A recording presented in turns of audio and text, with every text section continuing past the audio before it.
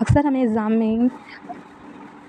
में important dates और उसका दिन याद नहीं रहता, तो आज हम उसी को क्विक रिवीजन करेंगे। ये वीडियो 2 से 3 बार देखिएगा, जिससे आपको कि इम्पॉर्टेंट डेट और उस दिन क्या हुआ था ये अच्छे से याद हो जाए। तो चलिए स्टार्ट करते हैं। तो 1906 में दादा भाई नौरोजी द्वारा अप्रत्यक्ष मांग की गई थी संविधान सभा की। अप्रत्यक्ष मांग 1934 में एम.एल. राव वामपंथी आंदोलन के नेता थे, उन्होंने किया। 1935 में भारतीय राष्ट्रीय कांग्रेस ने किया और 1938 में पंडित जवाहरलाल नेहरू के द्वारा अप्रत्यक्ष मांग की गई संविधान सभा के निर्माण के लिए।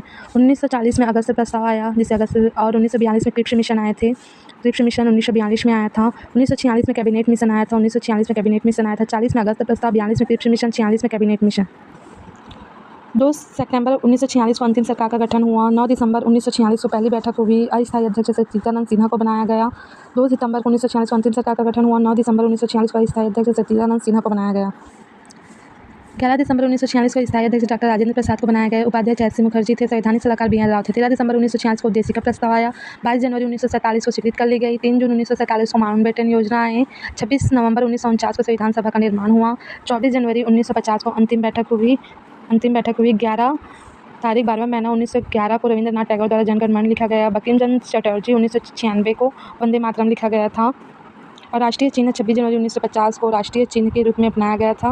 और राष्ट्रीय ध्वज 22 जुलाई 1947 को अपनाया गया। तो 11 दिसंबर को 1946 को स्थायी अध्यक्ष डॉक्टर राजेंद्र प्रसाद को बनाया गया। 13 दिसंबर 1946 को उद्देशिका प्रस्ताव आया। 22 जनवरी 1947 को स्वीकृत कर ली गई। 3 जून 1947 को माउंटबेटन योजना आई।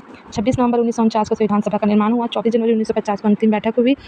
रविंद्रनाथ टैगोर द्वारा 1911 में जनगण मन लिखा गया और बंकिम चंद्र चटर्जी द्वारा 1996 में राष्ट्रीय गीत वंदे मातरम गाया गया। राष्ट्रीय चिन्ह 26 जनवरी 1950 को लागू हुआ और राष्ट्रीय ध्वज 22 जुलाई 1947 को लागू हुआ।